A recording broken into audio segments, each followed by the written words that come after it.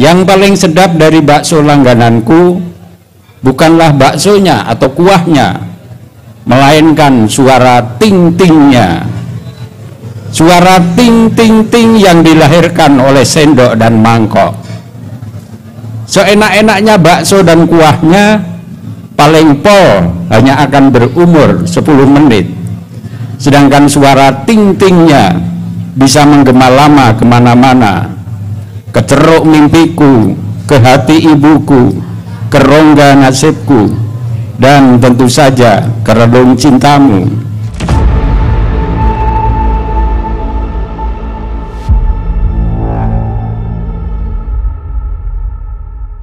Warahmatullah. Selamat malam teman-teman semua, sehat semua nggih?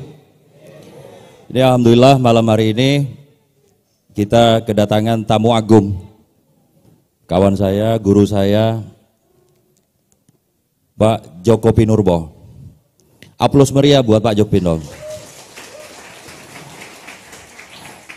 Teman-teman yang belakang, jika berkenan masih ada tempat di depan, monggo silakan diisi nggih.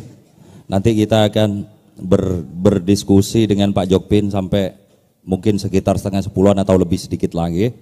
Baik, tidak perlu berlama-lama, tentu saya mengaturkan terima kasih buat Pak Jokpin udah meluangkan waktunya memenuhi undangan saya di sini, dan juga teman-teman sekalian yang antusias untuk mengikuti acara ini. Mari teman-teman, kita ikuti acara ini dengan riang gembira nggih. Matur nuwun. Wassalamualaikum warahmatullahi wabarakatuh. Saya persilakan Pak Jokpin sama Mas Eding untuk menempati tempat yang telah disediakan. Monggo. Aplaus meriah dong. Yuk.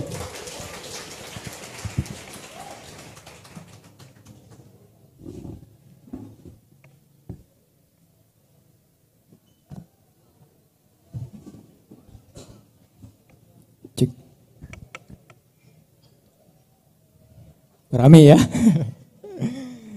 Bismillahirrahmanirrahim. Assalamualaikum warahmatullahi wabarakatuh. Om Swastiastu, Namo Buddhaya, salam sejahtera buat kita semua.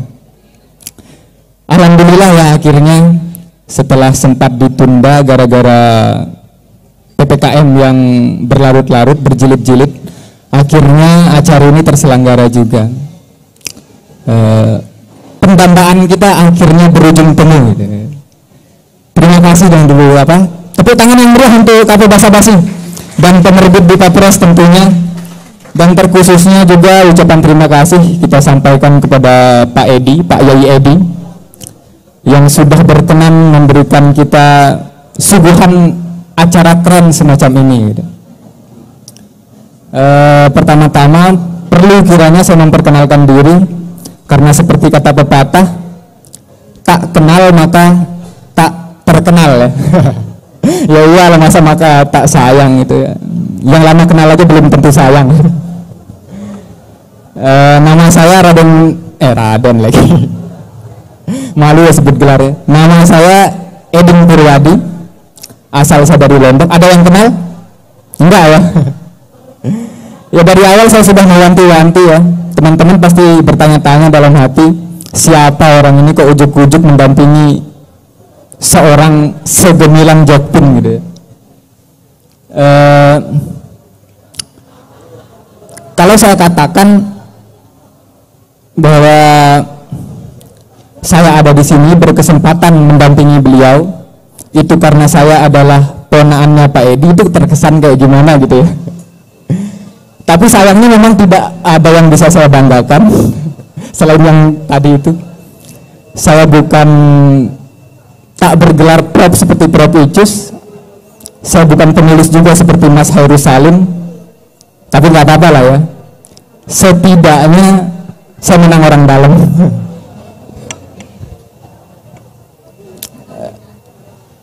Beliau di sebelah sini sih mungkin nggak perlu saya kenalkan lagi ya. Saya yakin teman-teman di sini pasti tahu beliau siapa beliau, tahu karya-karyanya beliau. Kalau sampai yang datang di sini memang berniat untuk nonton ini nggak kenal beliau, itu sungguh terlalu ya. Itu suka puisi tapi nggak tahu Jokpin itu sebuah kejahatan ya. Itu sama halnya dengan suka bola tapi nggak tahu Ronaldo gitu. suka musik nggak tahu Paul McCartney gitu.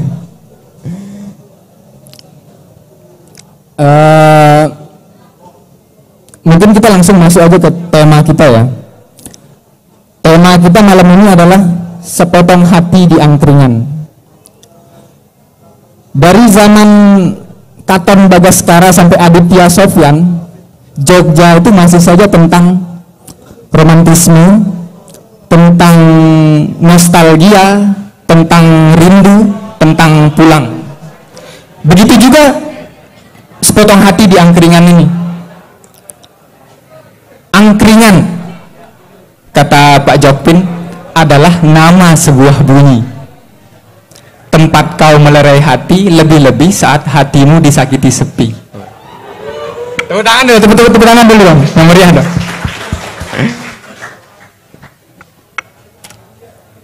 Jadi menurut saya pribadi, penggalan larik-larik puisi ini sebenarnya secara implisit itu berpretensi mengajak.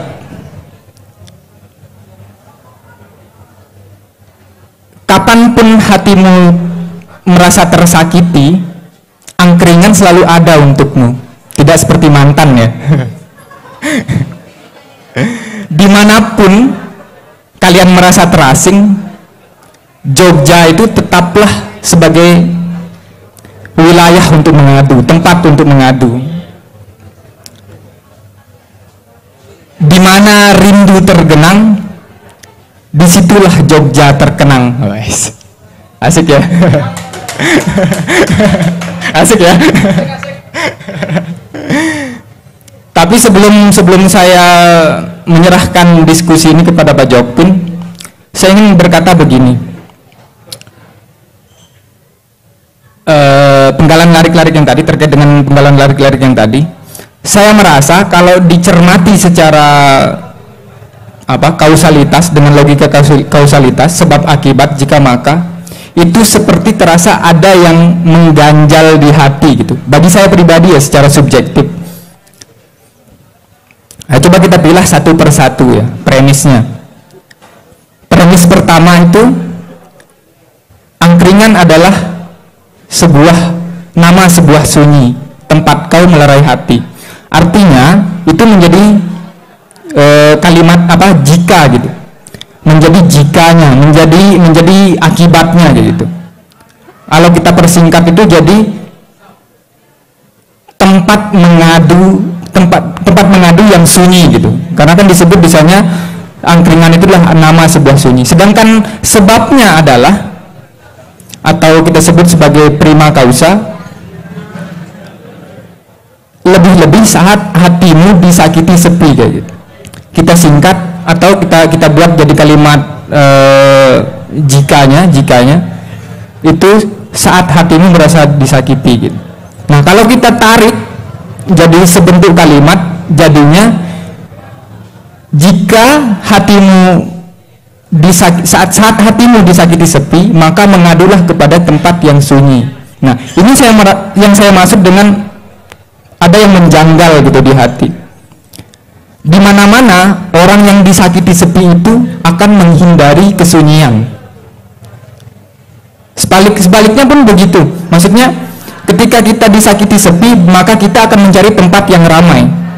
Ketika kita disakiti dengan hiruk pikuk hingar bingar, maka kita akan mencari tempat yang sunyi. Nah, itulah logika kausalitas yang saya maksudkan.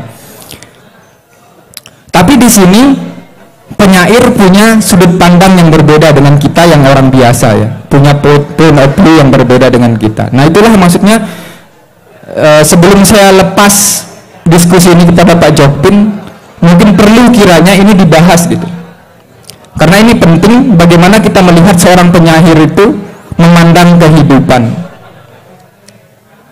Untuk lebih detailnya mungkin saya serahkan langsung ya kepada Pak Jokpin untuk memulai diskusi malam ini. Monggo Pak, mari kita bersama-sama menjogjakan rindu ya.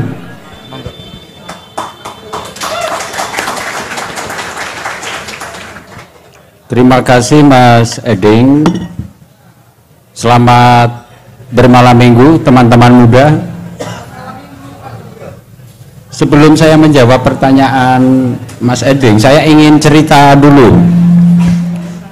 Tadi malam saya diundang dalam acara makan malam di Balai Raos di lingkungan keraton. Saya diundang untuk membaca puisi di hadapan komunitas gastronomi Indonesia, gastronomia, para penggemar, para pencinta dan para ahli sejarah makanan, ilmu tentang makanan.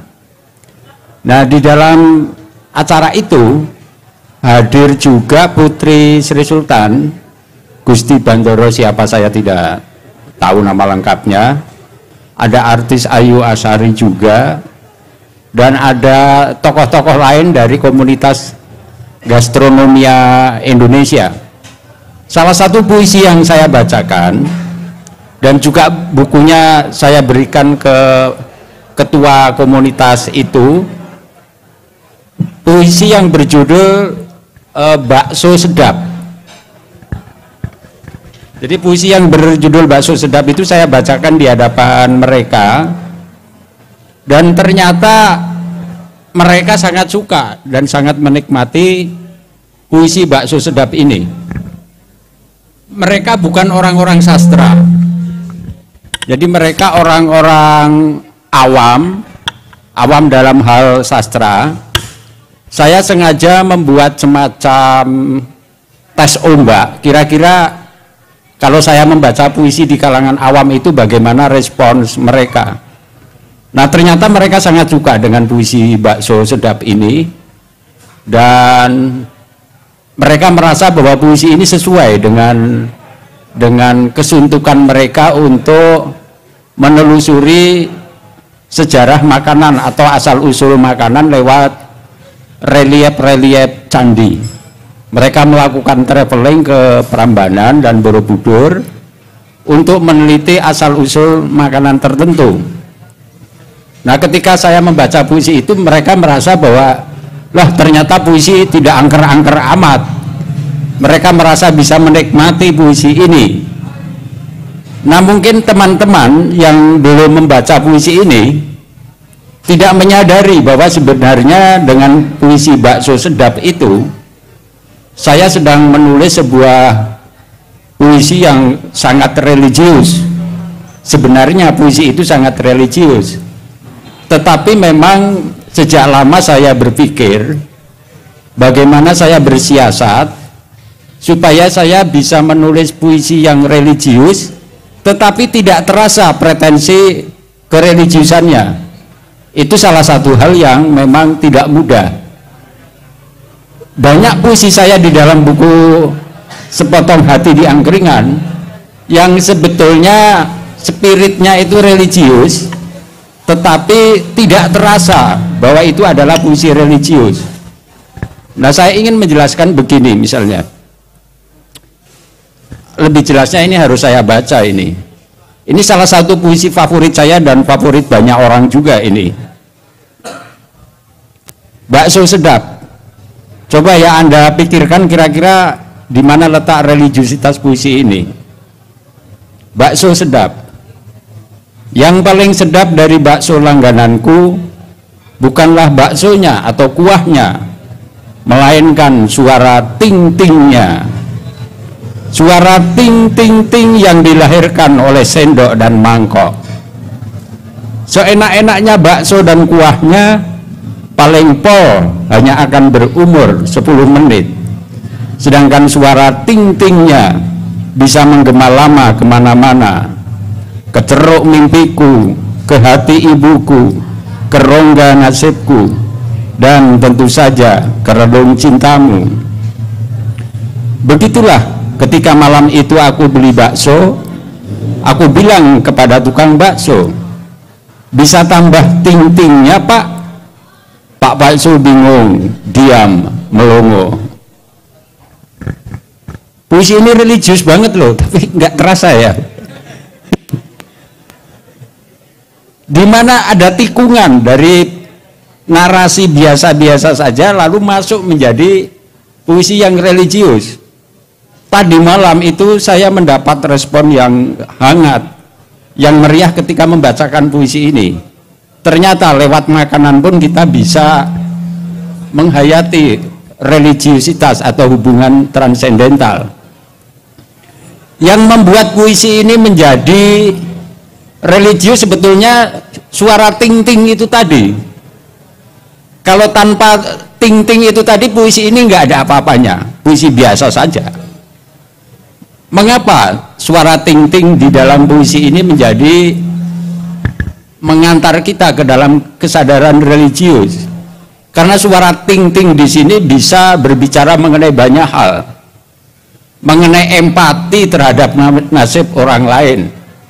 Tukang bakso yang hujan-hujan berkeliling dan tidak ada pembelinya misalnya. Bisa juga mengenai rasa syukur. Ting-ting itu seperti bunyi doa, kira-kira begitu. Nah, maka sebetulnya melalui puisi ini saya ingin mengajak para pembaca untuk mengembangkan sendiri ruang kontemplasi. Karena saya merasa bahwa sejak kita hidup di tengah rejim ponsel, daya kontemplasi kita ini melemah.